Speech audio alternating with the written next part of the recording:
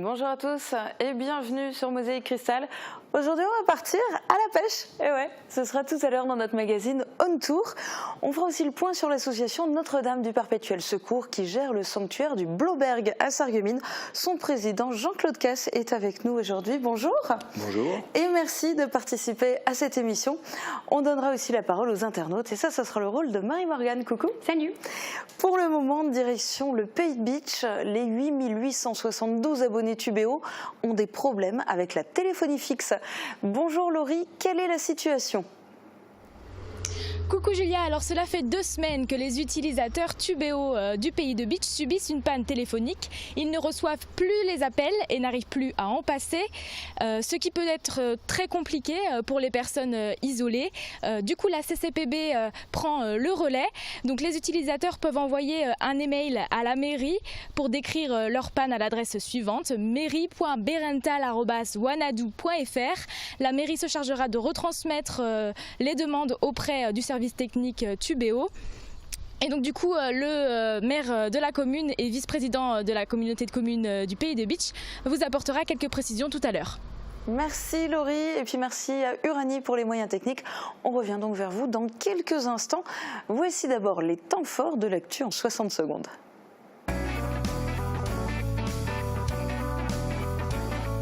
Gagnant toutes les semaines, toute l'année, c'est chez Best, votre centre commercial à Paris-Bersvillers. Sidem, une dette encore plus importante. Roland Roth a dévoilé les conclusions de l'audit qu'il a commandé lors de sa première réunion plénière. Et les chiffres sont inquiétants. La dette du syndicat n'est pas de 70 millions d'euros comme cela avait été annoncé précédemment, mais de 88 millions d'euros. Le déficit s'élève quant à lui à 26,5 millions d'euros. 48 heures supplémentaires pour déclarer vos revenus. Le site des impôts a eu du mal à gérer l'affluence des contribuables, souhaitant effectuer leur déclaration hier soir, avant la date butoir initialement fixée au 4 juin. Le gouvernement accorde donc un délai. Les résidents des départements 50 à ceux des Outre-mer ont jusqu'à jeudi soir minuit pour faire leur déclaration. Objectif alternance à Sarreguemines. La mission locale a organisé ce matin un forum pour promouvoir le contrat de professionnalisation et le contrat d'apprentissage. Des CFA et des organismes investis dans le secteur de l'alternance dans la région étaient présents pour informer les jeunes sur les différentes offres possibles. Profitez de Mosaïque Cristal en haute définition. Votre chaîne est désormais diffusée en HD sur les réseaux SFR numéricable, sur les box et la ITNT. Les téléspectateurs n'ont pas à bousculer leurs habitudes, le changement se fait automatiquement. Lycée Tessier, un rendu de projet savoureux. Les 3e prépa pro du lycée professionnel de Beach ont assuré la pause de midi, concluant ainsi leur projet de classe. À bord d'un food truck, ils ont servi des burgers et des glaces à leurs camarades et au personnel de l'établissement. Un défi gourmand qu'ils ont relevé avec brio.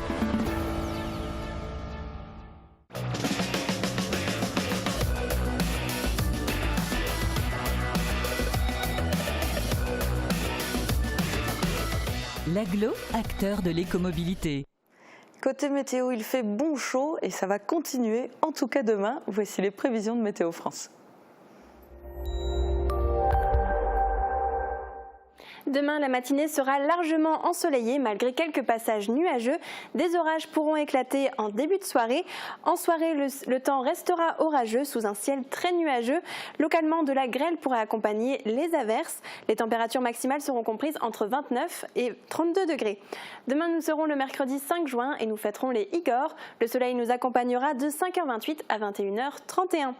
L'image du jour nous est envoyée par Yannick Kratz. On peut y voir les jolies fleurs au bord de l'étang des Marais à Rémerin-les-Putlanges. Merci à vous pour cette très belle photo. Vous aussi, vous pouvez nous en envoyer par mail ou sur notre page Facebook.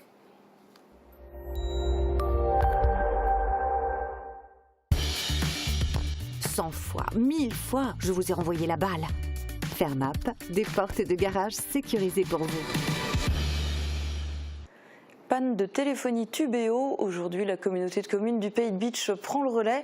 Serge Weil, vice-président de la CCPB et maire de Berental, nous apporte quelques précisions. Bonjour Monsieur Weil. Bonjour. Alors comment est-ce que vous vous organisez pour pallier à cette panne de tubéo ? Aujourd'hui c'est relativement difficile puisqu'on se rend compte que nos techniciens ont vraiment la tête sous l'eau puisqu'ils sont appelés régulièrement. Ils interviennent soit à distance soit sur place et donc ils font des dépannages d'urgence qui malheureusement ne sont pas toujours pérennes et reviennent assez rapidement. Et quelles sont les solutions envisagées ? Les solutions qui sont envisagées aujourd'hui, on n'en a pas 150. Nous sommes en contact régulier avec notre interlocuteur qui est le responsable de nos lignes téléphoniques, qui n'a pas de réponse à nous apporter aujourd'hui. Et donc, nous sommes en train de tester un boîtier qui devrait, je le dis bien, permettre de dépanner ponctuellement les abonnés qui sont vraiment sans téléphone. Et donc vous avez essayé de joindre Covage, le responsable de dépannage. Où est-ce que ça en est là ? Aujourd'hui, Covage, ils sont un petit peu difficiles à joindre. Ils ont complètement réorienté leur métier et je pense qu'ils ont un petit peu de mal aujourd'hui à nous répondre. Ce qui fait que c'est nous qui assurons aujourd'hui leur rôle d'information, de dépannage et c'est bien toute la difficulté. Une manifestation pour bien se préparer. Pour la 7e année, le site de Sarreguemines de l'IUT de Moselle-Est a organisé la journée de l'alternance. Le but était d'informer les futurs alternants sur les DUT et les licences proposées à Sarreguemines. Une manière de combiner études et expériences professionnelles. Des entreprises étaient évidemment également présentes lors de cette journée. Expérience professionnelle version burger. Les élèves de 3e prépa pro du lycée professionnel Tessier de Bitche ont terminé leur projet à bord d'un camion cuisine. Le food truck était garé la semaine dernière dans la cour de l'établissement. Ils y ont préparé et distribué burgers, crudités locales et glaces au personnel et à leurs camarades. Reportage de Valentin Guinel. Ça sentait bon la viande grillée. Ce matin-là, un camion cuisine stationne au milieu de la cour du lycée professionnel Tessier. Et à l'intérieur, des élèves qui font leurs devoirs. Je suis trop contente, vraiment, j'attendais trop avec impatience ce moment pour le faire. Et là, du coup, c'est le jour J, donc c'est vraiment trop bien, quoi. Le temps d'un midi, il s'habille du rôle de restaurateur. Au menu, des burgers, crudités et glaces qu'il confectionne pour le personnel et les élèves de l'établissement. C'est savoureux et tout, même si c'était un peu froid, mais ça c'est pas grave, c'est quand même beau. C'est bien qu'ils aient fait l'effort de faire quelque chose. C'est en fait la restitution de leur projet de 3e prépa pro. Il a commencé en début d'année sur le thème de la cuisine et du burger en particulier. Je suis vraiment contente, c'était un défi avec les élèves et ils l'ont relevé. Je suis vraiment fière d'eux. Ça représente quoi cette journée pour vous ? L'aboutissement d'une année scolaire de travail et de préparation, d'entraînement, de manipulation. Donc là, c'est le grand jour. Car ils sont partis rencontrer tous les métiers nécessaires pour créer un burger. La boulangerie Petit Jean pour les pains, la ferme Beau Printemps pour la viande, la fromagerie des Prés pour le fromage ou Végétal Respect pour les crudités. En tout, 6 entreprises et exploitants ont participé au projet. Je pensais que c'était un bon investissement en allant voir les producteurs locaux et en mettant fin aujourd'hui, enfin à terme. Donc c'était une bonne idée, il y a un bon projet. Des vocations ont été suscitées, c'était l'objectif premier du projet, à savoir qu'aujourd'hui il y a 2 jeunes qui vont d'une part intégrer une formation en boulangerie-pâtisserie et un deuxième en restauration. Une nouvelle aventure pour eux. Quant au burger, croyez-nous, il était particulièrement savoureux. Merci madame. Pas de burger, mais un pique-nique en musique et version franco-allemande. C'était un rendez-vous proposé ce week-end à Sarrebruck. Christelle Jambon y a participé.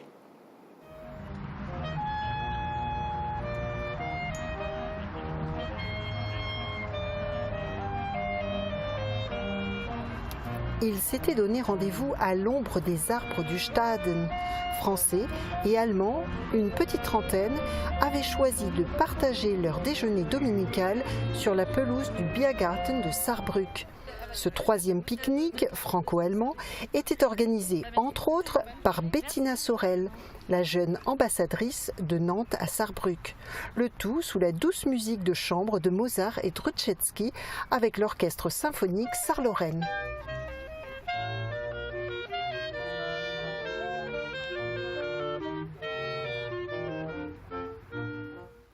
Comment se comporter face au handicap?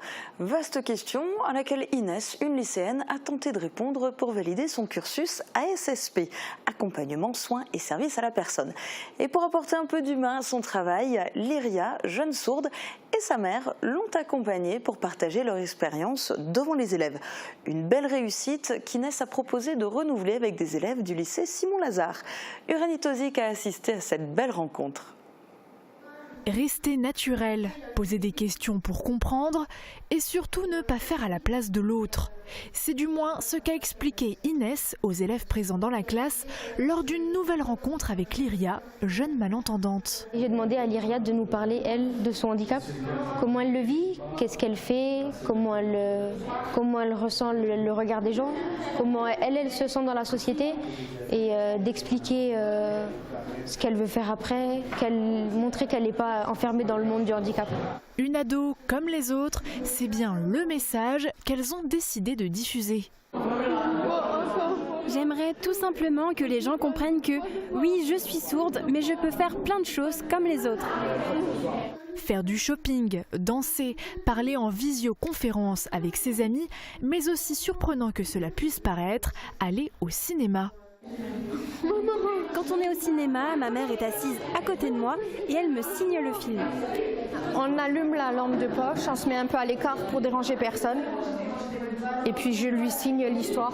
Malgré tout, quelques difficultés peuvent persister. Elle, le seul truc qui est un peu maintenant difficile et qui la pèse un petit peu, quand on est en famille et que tout le monde discute et qu'elle n'arrive pas à suivre la conversation et que je ne peux pas tout lui signer, ça la peine un petit peu et souvent il faut qu'elle attende que tout le monde ait fini pour que je lui fasse un récapitulatif. Malentendante depuis la naissance, le parcours de Lyria et de sa mère Elodie n'a pas été sans embûches. Devant la classe, elles expliquent tout, sans filtre, leur quotidien, leurs difficultés, mais aussi quelques anecdotes. Elles évoquent également leur rencontre avec Inès, qui a changé leur vie. J'ai essayé de les aider, donc à se détacher l'une de l'autre, pour que Lyria elle puisse faire sa vie, que sa maman puisse faire sa vie. Donc en fait on a créé une sorte de deuxième famille. Je sors avec Lyria seule, donc de temps en temps on va manger quelque chose ou on va boire quelque chose sans que sa mère soit là, et c'est quelque chose qui leur est jamais arrivé. Autre bouleversement, quand Lyria intègre l'INJS, l'Institut national des jeunes sourds, à Metz. Avant qu'elle aille à l'INJS, on avait notre langue à nous, on avait des signes que nous deux, on a trouvés. Et donc on a dû apprendre les signes, les vrais, c'était difficile, on ne voulait pas. L'INJS ne propose pas tous les cursus pour la suite de ses études. Elle devra sûrement intégrer une autre école, cette fois-ci à Nancy. Pour elle, ce sera une nouvelle étape à franchir, mais qui permettra à Lyria de s'épanouir au quotidien. J-3, la Coupe du Monde de football féminin commence ce vendredi à 21h et ce sera avec le match France-Corée du Sud. Cette compétition sera-t-elle aussi suivie que la Coupe du Monde version foot masculin? Nous avons posé la question aux passants du centre-ville de Sarreguemines. La Coupe du Monde féminine, ça commence quand? Aucune idée, c'est bientôt, mais j'ai pas regardé en fait. C'est en juin, non? Enfin, ça a commencé là, il n'y a pas longtemps, ou ça va commencer il n'y a pas longtemps? Non, pas longtemps. Mais je sais plus quand exactement. Alors là, je crois que c'était hier, hein? C'est ça? Vendredi. Est-ce que vous allez suivre les matchs? Les matchs de l'équipe de France, oui. Les autres, les gros matchs, oui. Demi-finale, finale, certainement. Bah oui, toujours supporter les Bleus, que ce soit femme ou homme. Non. Okay. Non, j'aime pas le foot féminin. Moi je trouve que le football c'est fait que pour les hommes. Si, le foot ça m'intéresse, mais c'est vrai que j'ai jamais suivi vraiment la Coupe du Monde féminine, tout ça, jamais vraiment regardé. Je suis obligé, parce que ma femme va les regarder, alors j'ai pas le choix. Malgré tout, est-ce que vous aimeriez que ça soit plus médiatisé, le foot féminin? Ah oui, ça serait bien, oui. Ça serait bien qu'on médiatise un peu plus, oui, effectivement. Tous les matchs sont retransmis à la télé, donc c'est déjà pas mal. Donc plus que ça, je sais pas comment est-ce qu'ils pourraient éventuellement faire ça. Donc ça, pour moi, ça suffit. A priori, elles sont très très fortes. Et manifestement, elles ne sont pas reconnues vraiment à leur juste valeur par rapport aux footballeurs masculins. Et votre pronostic, les Bleus, vous les voyez arriver jusqu'où? Oui, jusqu'au bout. Hein. Sinon, on ne les supporterait pas. J'espère qu'elles gagneront, forcément. Moi, je pense quand même dans le dernier carré, oui. Ouais. J'espère en finale. Je leur souhaite le plus loin possible. Allez les Bleus, évidemment qu'on les supporte. Bon, en attendant le foot, on va vous emmener à la pêche. Et puis on va faire le point sur le sanctuaire du Blauberg. C'est dans un instant sur Mosaïque Cristal. A tout de suite.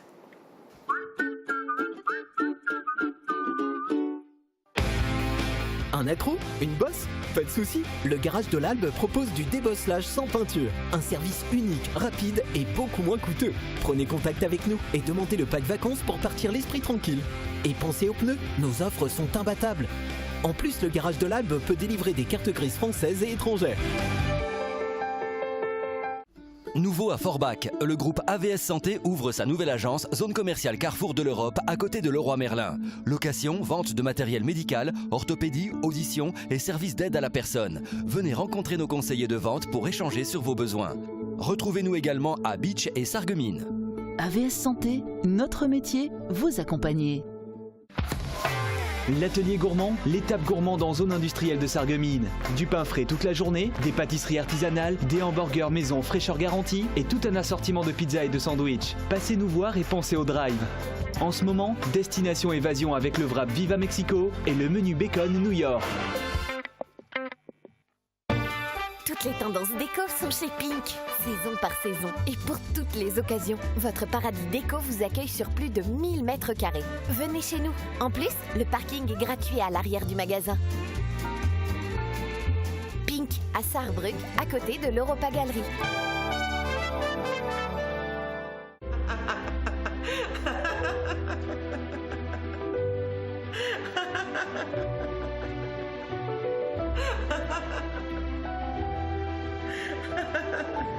J'imagine que tout est OK.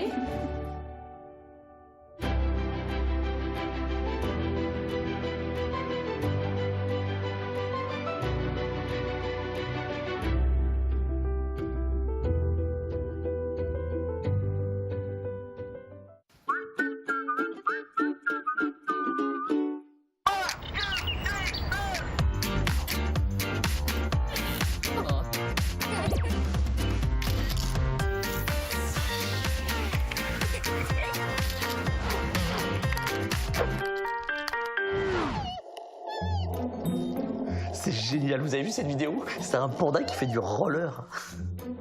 Oh chérie, on est à table. Oh oui, c'est pas bientôt fini. Je commence à avoir la batterie qui chauffe. C'est une vidéo de pingouins qui dansent la polka. Non mais des pingouins quoi. Tape photo papa, salle de bain ridicule. Attends, je regarde. C'est moi. C'est une vidéo que j'ai postée la semaine dernière. Quoi, 100 000 j'aime? Pourquoi c'est juste moi qui me prends en photo dans la salle de bain? Bah en fait, on voit tes fesses dans le reflet derrière. Non mais faut la supprimer là. Mais si tu lâches ton portable, on te montrera peut-être comment faire. Ça m'empêche. Je suis tendance. Tendance ou pas, les écrans n'ont pas leur place à table. Essayez de ne pas grignoter, et encore moins devant nous. Et est-ce qu'on se dit les choses si chacun a le nez sur son écran? Alors ouvrez la porte, sortez, bougez, courez, dansez, faites des claquettes. Amusez-vous. Quelqu'un a filmé ça, c'est énorme. Non mais c'est un million de vues à coup sûr. Oh, il est irrécupérable.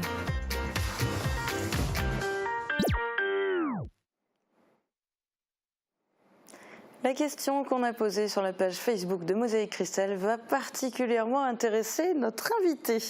Regardez. Que ce soit lors de messes ou lors d'événements ponctuels comme des concerts, faites-vous des dons pour les églises? Répondez-nous dans les commentaires. Alors Marie-Morgane, est-ce que nos internautes font des dons, ont déjà fait des dons pour l'entretien des églises? Alors certains oui, Karine en a fait. Elle a écrit « Les églises appartiennent souvent aux communes, mais beaucoup de travaux incombent au conseil de fabrique. Et vu les bâtiments, ce ne sont pas que des petites sommes. Fiscalement, faire des dons, c'est intéressant. Et puis nous sommes tous heureux à certains événements, joyeux ou tristes de notre vie, de nous retrouver dans une église. » Olivier partage l'avis de Karine. Il commente « Il est plus que nécessaire d'entretenir notre patrimoine. C'est important de conserver ce que nos ancêtres ont bâti garantie. En plus du patrimoine, ces églises ont une valeur inestimable pour les croyants. Jean-Marie lui fait des dons pour l'église de son village. René, quant à lui, a répondu « Chez nous, les dons sont distribués aux nécessiteux, à des humains, à des êtres vivants et non à des bâtiments. » On a aussi demandé à nos internautes s'ils fréquentaient régulièrement les lieux de culte. Et dans notre sondage, ils sont 82% à avoir répondu non. Merci Marie-Morgane. Avec plaisir. Jean-Claude Casse, d'après le dicton, le nerf de la guerre, c'est l'argent, c'est surtout le nerf de l'action.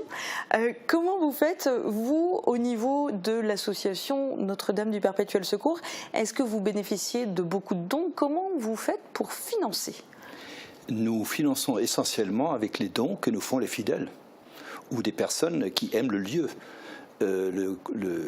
L'association Notre-Dame du Perpétuel Secours est une association qui gère un sanctuaire marial qui est propriétaire des pères rédemptoristes et ce n'est pas sous le joug d'une commune. Donc tous les travaux d'entretien du sanctuaire, que ce soit la toiture, que ce soit l'extérieur, que ce soit le chauffage, que ce soit l'intérieur, tout incombe à l'association Notre-Dame du Perpétuel Secours. Alors cette association, elle a 10 ans. Quels ont été les grands temps forts depuis 2009 ? Les grands temps forts, c'est qu'en 2009, au moment où devait s'arrêter l'activité du sanctuaire, Monseigneur Raffin, évêque émérite, nous a dit le sanctuaire du Blauberg aura l'avenir que vous lui donnerez. Je vous encourage à créer une association qui tournerait comme un conseil de fabrique, mais qui n'en serait pas. Parce qu'en fait, les pères rédemptoristes quittaient les lieux et qu'il fallait prendre la relève, c'est ça ? Il voulait fermer, ou alors il fallait prendre la relève. Il fallait prendre la relève et nous nous sommes engagés avec un groupe de bénévoles laïcs, nous nous sommes engagés à prendre la relève des pères rédemptoristes. Et aujourd'hui, vous êtes combien de membres dans l'association ? 120. C'est beaucoup ? C'est pas mal. Quelles sont maintenant les prochaines étapes? Quels sont les projets? Parce qu'on a déjà entendu parler d'un grand projet, puis en fait, il voit pas le jour encore. Le projet, c'est de continuer à faire vivre le sanctuaire. Mais cela dépend de la disponibilité en prêtres. Parce qu'aujourd'hui, nous connaissons une crise sacerdotale qui est importante et l'évêché n'a pas toujours les moyens de mettre un prêtre à disposition. Donc, nous continuons à œuvrer pour que ce sanctuaire puisse vivre. Mais ça, c'est pour le côté, entre guillemets, purement religieux, en sachant que, alors, c'est pas un sondage national, mais le petit sondage qu'on a lancé tout à l'heure sur la page Facebook et dont Marie-Morgane nous donnait le résultat tout à l'heure, on a eu, nous, 82% des gens qui nous ont dit qu'ils n'y allaient pas en fait dans les églises. Est-ce qu'au Blauberg vous avez une fréquentation? Est-ce qu'il y a beaucoup de fidèles qui sont assidus? Il y a beaucoup de monde. Il y a au moins 150 personnes tous les dimanches et jours de fête et aux journées de pèlerinage. On ne comprend pas très bien. Les gens viennent de partout. Ils viennent de Bitzerland, ils viennent de Forbach, de Styrin, de Saint-Avold. Les gens viennent de Bousbach, de Gerbach, de Beren. Ils viennent de partout parce qu'ils aiment ce lieu. Je ne sais pas pourquoi, mais ils aiment ce lieu parce que on y chante, on y prie, on est bien, on se sent bien. Et puis, c'est peut-être un peu de la nostalgie du passé, parce qu'on rencontre quand même beaucoup de personnes d'un certain âge au Blauberg. Et ces gens sont heureux de se retrouver dans cette ambiance qui leur était familière durant toute leur vie. Alors il y a cet aspect, l'église, pouvoir continuer à venir prier et à venir en pèlerinage au sanctuaire du Blauberg. Et puis vous aviez déjà parlé d'un grand projet, parce qu'il y a les bâtiments à côté aussi, et notamment d'accueillir des femmes enceintes en difficulté. Le problème, c'est le couvent. Le couvent qui est toujours propriété, ainsi que l'église, des pères rédemptoristes.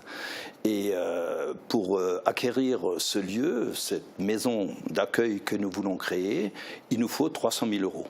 Les rédemptoristes nous demandent 300 000 € parce qu'ils ont besoin de cet argent pour assurer l'avenir de leurs pères âgés dans les maisons de retraite, etc. Et on le comprend très bien.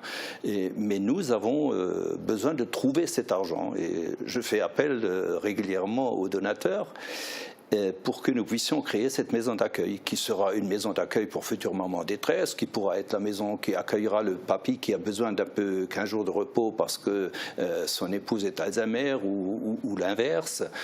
On a besoin de pouvoir accueillir des gens pour respirer un peu dans ce magnifique parc, un bol d'air frais et dans une ambiance détendue et sereine. Tous ceux qui ont besoin de souffler et de prendre du recul quelque part. du coup, vous organisez différentes choses. Vous organisez aussi par exemple des concerts parfois. C'est aussi une manière d'essayer d'avoir des financements, d'attirer aussi un public différent peut-être. Les concerts que nous organisons sont souvent des propositions qu'on nous fait de faire un concert au Blauberg. Comme les Joyeux Compagnons de Pittelange nous proposent régulièrement un concert tous les ans. Nous leur mettons à disposition nos salles sous l'église pour leur répétition et en contrepartie, ils nous font un concert. Et ça rapporte toujours pas mal d'argent. D'autre part, nous organisons à la fin de l'année, le 6 décembre, il y aura un concert pour l'UNICEF. Parce que l'église du Blauberg a une belle résonance et les chœurs d'hommes ou de femmes ou les chœurs mixtes aiment bien venir s'y exprimer. Et je crois que c'est un des moyens de faire venir du monde, de faire connaître le Blauberg. Bien sûr, le concert de l'UNICEF ne nous rapportera pas un centime parce que nous avons décidé de tout mettre à disposition gratuitement de l'UNICEF pour les enfants. D'accord. Et dernière question, vous le voyez comment l'avenir du Blauberg, à quelle échéance? Parce que les projets, vous les avez. Je reprends les termes de l'évêque de l'époque. Le sanctuaire du Blauberg ou le couvent du Blauberg aura l'avenir que vous lui donnerez.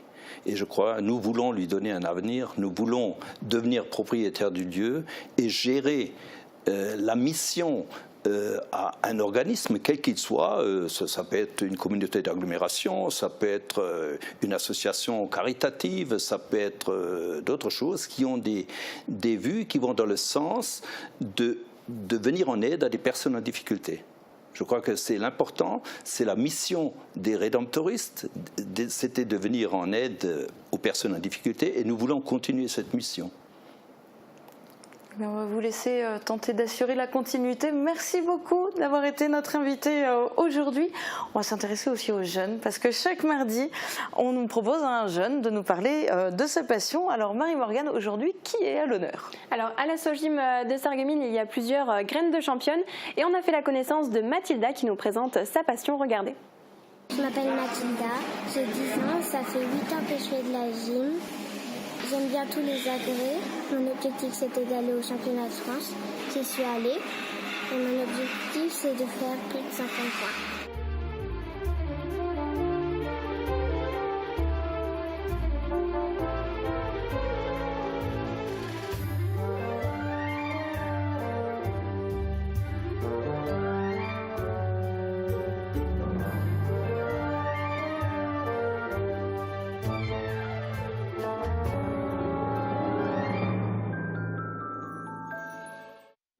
Merci Mathilda. Et si toi aussi tu veux nous présenter ta passion, tu peux participer à notre rubrique C'est mon kiff en nous envoyant tes vidéos par mail ou via WhatsApp au 06 81 82 40 33. Merci à toi Marie-Morgane. On termine cette émission au bord de l'eau, alors pas pour bronzer, mais pour pêcher.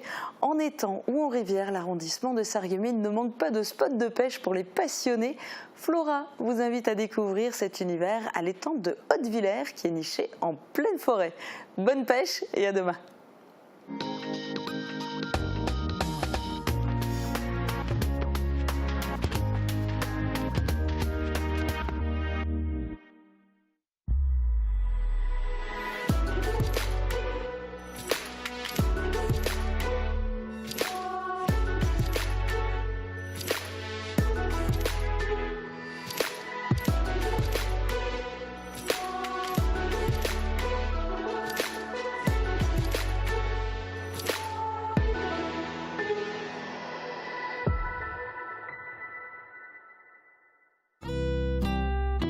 Bonjour à tous et bienvenue dans ce nouveau numéro On Tour.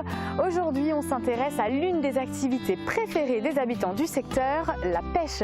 Et ça se passe ici, à l'étang de la Herschbar à Haute-Villers. Voici une présentation. Pour pêcher en Moselle, il y a l'embarras du choix. D'abord, en rivière. 53 associations sont rattachées à la fédération AAPPMA de Moselle. Ces associations de pêche et de protection des milieux aquatiques s'occupent principalement de la pêche en rivière. Tous les cours d'eau de l'arrondissement de Sarreguemines sont ainsi soumis à la réglementation de pêche mise en place par la fédération. Mais à côté de cela, beaucoup d'associations proposent de la pêche sur étang. Certaines de ces associations sont agréées par la fédération, d'autres non. Autour de Putelange ou de Sarralbe, les étangs de pêche sont nombreux. On en trouve aussi un à Lixin-les-Roulins ou dans la vallée de la Blise.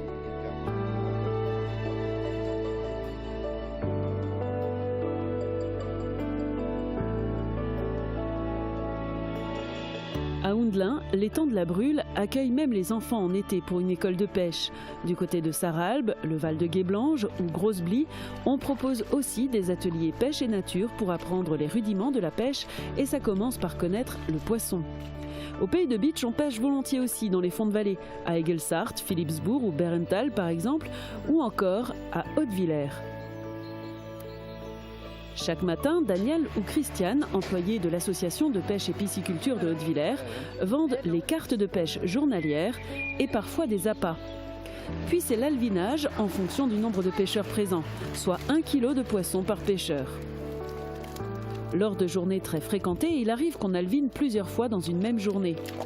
Cet équipement a été mis en service dans les années 50. Niché dans la forêt, le site offre 5250 m² d'étang et des aménagements pour le confort des pêcheurs.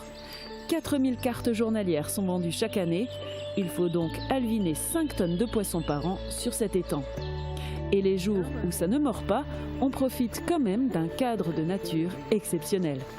C'est très bien, la forêt, un beau paysage, vraiment chouette. Christiane, vous faites partie de l'association de l'étang de la Herschbar. Expliquez-moi comment elle fonctionne l'association ici. Donc nous sommes une petite association d'une quarantaine de membres. Oui, quand même. Un petit comité également qui sont tous bénévoles, sauf Daniel et moi. Quand on se relaie, donc chacun fait une petite quinzaine. On est là pour accueillir les pêcheurs tous les matins avant 8 h. Donc l'étang est ouvert tous les jours de 8 h à 18 h, du 1er avril au 31 octobre. Et alors l'étang ici, il appartient à qui? Qui est propriétaire de cet espace-là? Il n'y a pas de... C'est l'association de la pêche, d'ailleurs, qui existe depuis 1959. Donc on fête nos 60 ans cette année. Et ça a toujours fonctionné comme ça. Donc l'entretien... tout se fait par des bénévoles. Tout est assuré par les bénévoles. Voilà.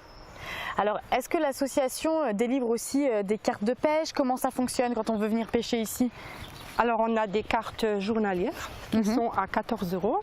Donc, une carte, une canne à pêche. Ceux qui veulent plusieurs, on a la possibilité d'en prendre plusieurs. Oui. Pour les enfants jusqu'à 13 ans, on peut pêcher, on peut venir 2 fois. Et alors, qui vient pêcher ici à Hautevillers? Il y a des familles avec des enfants, des couples. Oui, donc c'est vraiment une passion familiale en fait. Passion familiale. Oui. C'est surtout pour la détente, le cadre, ils aiment bien. On a des Allemands qui viennent parce qu'ils sont en appart. Les Allemands aussi viennent ici? Oui, oui, oui. Il y en a qui viennent de loin d'ailleurs. Baden-Baden. Ah oui, d'accord. Ah, oui, Il faut dire que le cadre est quand même assez sympa, assez joli, donc forcément ça vaut le coup d'y venir, quoi. Oui, les barbecues sont autorisés, donc ils peuvent passer la journée carrément. Et c'est ce qu'ils apprécient aussi. Hein. Est-ce qu'il y a beaucoup de femmes aussi qui pêchent? J'étais étonnée moi-même en arrivant ici il y a 11 ans, donc oui, il y a beaucoup de femmes, surtout des Allemandes, je dirais. D'accord. Et puis, oui, ça les intéresse. Alors, est-ce qu'il y a, autour de l'étang, quand on vient pêcher ici, est-ce qu'il y a un règlement à suivre, un règlement, disons, global de l'étang? Oui, il y a quand même quelques interdits. Oui. Donc, il est interdit d'amorcer, de pêcher à la cuillère, au leurre artificiel. Donc, nous, essentiellement, c'est les appâts, donc vers de terre, vers de farine, des teignes. D'accord. La pâte est encore autorisée, malgré que certains étangs l'ont défendu, mais nous, on l'autorise encore. Et bon, sinon, il y a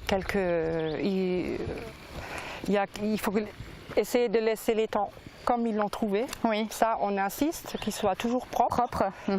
Et en général, ça se passe bien. Oui, donc c'est quand même une surveillance à faire au quotidien voilà, autour de l'étang. Oui, on arrive à 8 h et puis on fait nos rondes régulières pour les retardataires, disons. Il y en a toujours qui viennent même l'après-midi. Donc ils prennent leur carte l'après-midi et ils ont le droit de mettre 2 lignes alors à ce moment-là. D'accord. Après 13 heures. Hein. D'accord. Et sinon, il n'y a pas. Le jeté de ligne se fait quand il y a plein de monde, par exemple, aux pêches au gros. Il y a quand même une limite de mettre la ligne jusqu'au milieu de l'étang. D'accord. Pour pas qu'ils s'en mêlent de trop. Et puis. Non, mais en général. Ça se passe plutôt bien. Ça se passe bien. Et en tout cas, sur les bords de rivière, cette fois, c'est différent. La surveillance est assurée par un garde-pêche.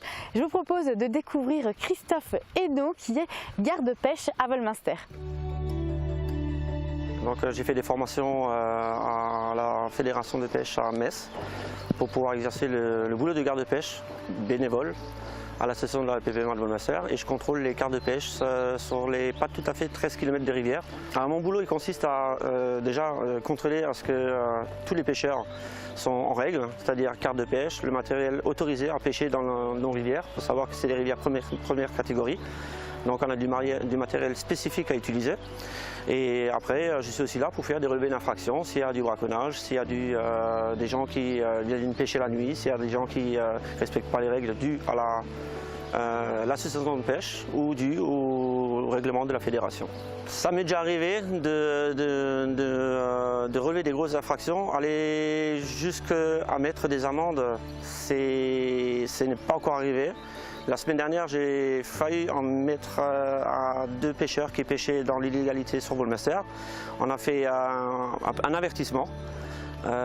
Suite à cet avertissement-là, j'ai prévenu la personne que si je le revoyais en train de pêcher hors du règlement, que là ça se passerait autrement, qu'on irait mettre une amende et que ça se terminerait au tribunal. En général, ça se termine au tribunal. En général, il y a une bonne entente. Les pêcheurs ils sont là pour profiter du sport, le sport de la pêche. Donc il y a des gens qui pêchent du matin au soir en restant dans la légalité parce qu'on est limité en nombre de prises de truites par jour. Et après, comme tu dis, toutes les personnes qui pêchent sur l'association de Volminster, c'est des personnes qui sont régulières, c'est des gens qui viennent chaque année. C'est des gens qu'on côtoie, c'est des gens qui se connaissent, c'est des amis. Et en général, il n'y a pas trop de problèmes, quoi. Alors il faut savoir que Volminster a un garde-pêche, mais je ne suis pas forcément le seul à contrôler sur le site de Volminster. On a dans le coin des gardes fédérales, mais le garde fédéral est lui-même amené à contrôler les autres pêcheurs. Les autres associations, ils peuvent mandater le garde fédéral lors d'une infraction, ou tout simplement mandater la gendarmerie s'il y a une réclamation à faire ou un procès-verbal adressé, quoi. Ça se passe très bien en général, il n'y a pas de problème. Daniel, expliquez-moi, qu'est-ce qu'on peut pêcher ici à l'étang ? Alors on pêche principalement de la truite arc-en-ciel, ça c'est journalier, sauf pendant les pêches au gros, donc qui ont lieu le premier dimanche de chaque mois, de mai à octobre. Là à ce moment-là on pêche de la truite saumonée qui varie de 1 kg à 3 kg. Ah oui, donc c'est des modèles plus grands. Ah, c'est des modèles plus grands, mais c'est pour ça, c'est spécifique. Et donc les poissons, les gens, quand ils savent qu'il y a pêche au gros, ils sont beaucoup plus nombreux parce que c'est plus intéressant. Ah bah oui. On pêche des belles pièces et effectivement ça peut être très bien. Et alors, comment ça se passe ici à l'étang? Quand on pêche un poisson, est-ce qu'on doit obligatoirement le remettre à l'eau ou pas du tout? Vous faites comme vous voulez. Généralement, les pêcheurs qui viennent là, ils prennent le poisson, ils le ramènent, sauf il y a des carpes dans le fond de l'étang, donc qui permettent de nettoyer le fond de l'étang. Et à ce moment-là, j'ai remarqué souvent, les gens, les carpes ne les gardent pas, ils les remettent. Donc elles sont pêchées plusieurs fois, et voilà. Mais c'est toujours... on fait comme on veut. Si on les veut pas, on les remet dans l'eau, et si on les veut, on les ramène. Il n'y a pas de à la maison. C'est pas prévu de garder les carpes. Donc c'est aussi pour ça qu'il y a un alvinage quotidien pour pouvoir entretenir le nombre de poissons, conserver le nombre de poissons dans l'étang en fait. Voilà, ce qu'il y a, c'est que par carte vendue, il y a 1 kg de poisson qui est mis dedans. Donc chaque jour, si j'ai 50 pêcheurs, je mets 50 kg de poisson. Voilà. D'accord. Et c'est d'ailleurs pour ça qu'il y a un camion aujourd'hui. Tout à fait. On va aller voir. Qui vient nous réapprovisionner, puisqu'il vient généralement 1 à 2 fois par semaine, suivant le nombre de pêcheurs. Ah oui, quand même, c'est assez fréquent. Voilà. Et pendant les vacances, on a toujours généralement entre 20 et 40 pêcheurs qui sont là. Donc, on va aller voir ce qui se passe de l'autre côté du camion. On peut y aller.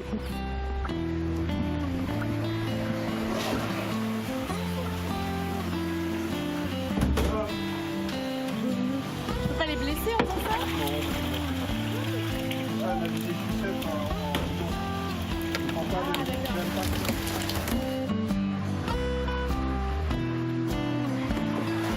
Daniel, tous ces poissons-là qui se retrouvent dans le bassin, à un moment donné, ils vont se retrouver dans l'étang. Est-ce qu'une fois qu'ils sont dans l'étang, ce sont aussi des proies pour des animaux autour de l'étang? Au moins, ce sont des proies pour le héron, oui, qui est là systématiquement quand tous les pêcheurs sont partis. Donc le matin, quand on arrive, il s'envole, puisqu'on le dérange. Et le soir, quand nous sommes partis, il redescend et il vient chercher ses proies directement dans l'étang. Il se sert, quoi. Voilà, il est chez lui et puis la salle à manger est grande. C'est vrai. Et sur les bords de rivière, il y a d'autres changements et on constate notamment que d'autres espèces reviennent. Allez, on vous explique tout. Depuis quelques années, les associations de pêche font un constat plutôt encourageant. Avec les lois sur l'eau et la création notamment de stations d'épuration, la surveillance des milieux aquatiques, les rivières se portent mieux et leurs habitants aussi. Naturalisation des rives des cours d'eau, préservation de roselières ou encore entretien écologique des fonds de vallée grâce au travail des débroussailleuses poilues cornues.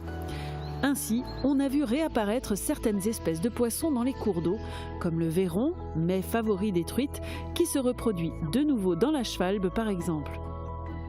Autre habitant insolite que l'on voit revenir sur les rivières après une réintroduction côté allemand, le castor européen qui avait totalement disparu de la région depuis plus de 200 ans. Ce gros rongeur a élu domicile sur la Horne au niveau de Valdouze depuis 2014. Régulièrement, des sorties de découverte sont proposées. Le castor fait partie aussi du projet pédagogique des enfants de l'école de la Horne qui apprennent toute la richesse des milieux aquatiques car on protège toujours mieux ce que l'on connaît.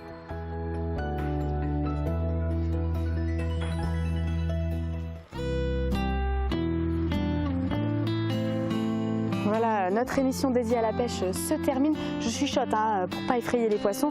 Bon, par contre, il va falloir être patient. Allez, à la semaine prochaine. Ah, raté, on va retenter le coup.